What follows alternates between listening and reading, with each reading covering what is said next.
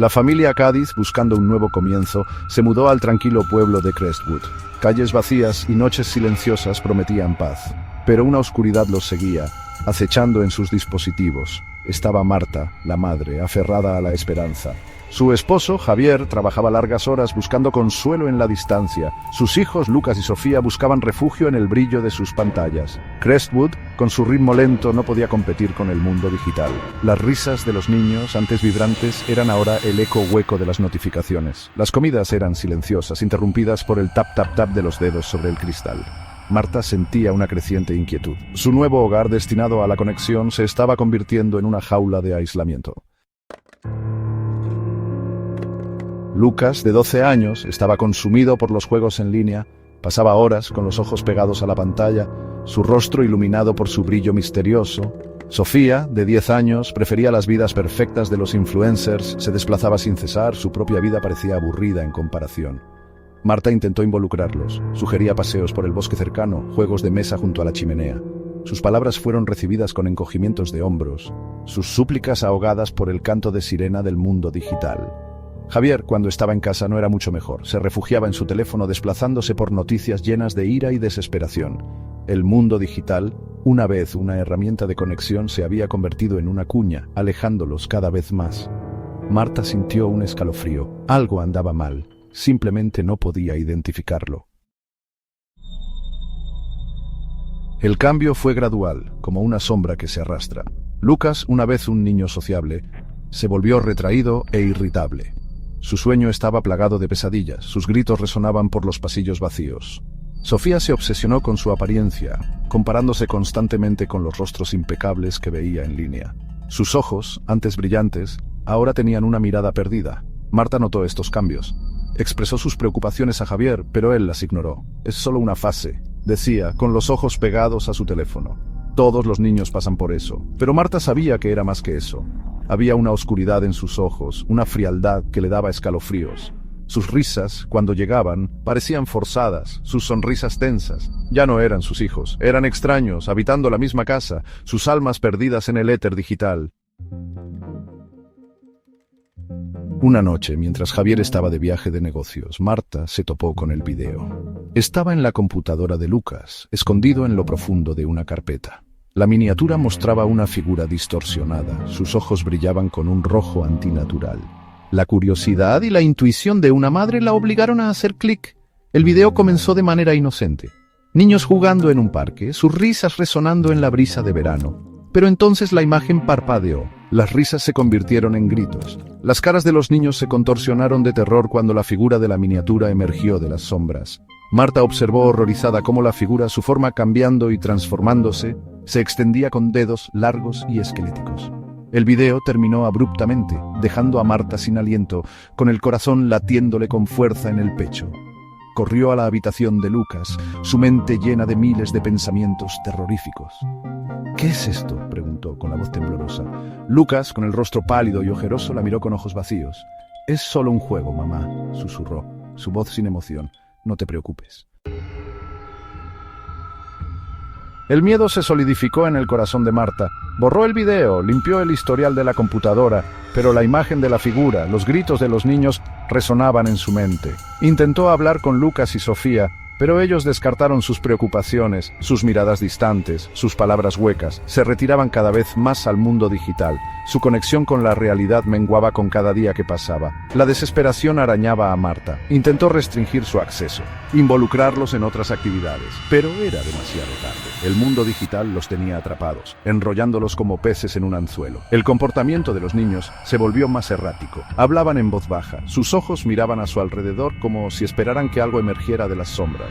Su sueño, una vez lleno de sueños inocentes, ahora estaba plagado de pesadillas. Sus gritos resonaban por los pasillos vacíos de la casa.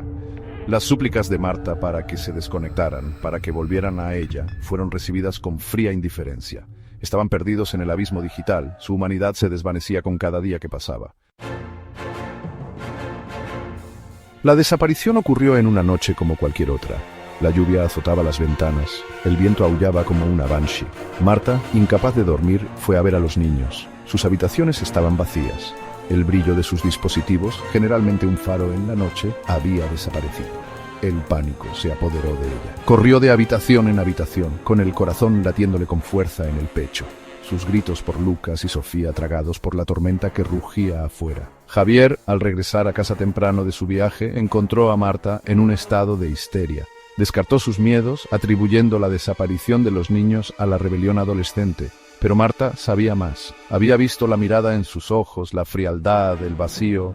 No se habían escapado, se los habían llevado, llamaron a la policía, se inició una investigación, pero no había rastro de Lucas y Sofía, sin testigos, sin demandas de rescate, sin señales de lucha. Era como si se hubieran desvanecido en el aire. Javier, con el rostro pálido, los ojos llenos de un horror incipiente, finalmente comprendió la profundidad del miedo de Marta.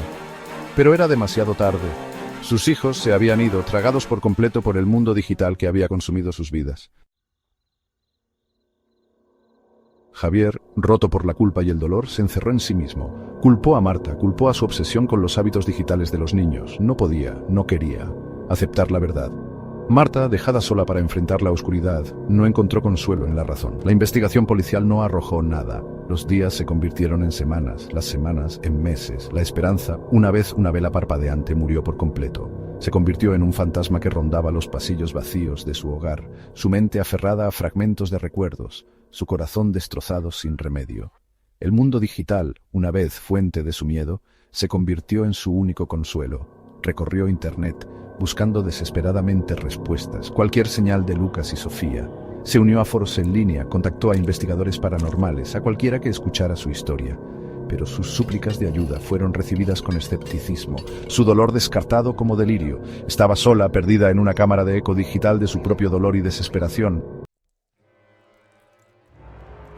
La casa en Crestwood, una vez llena de risas de niños, ahora estaba envuelta en silencio.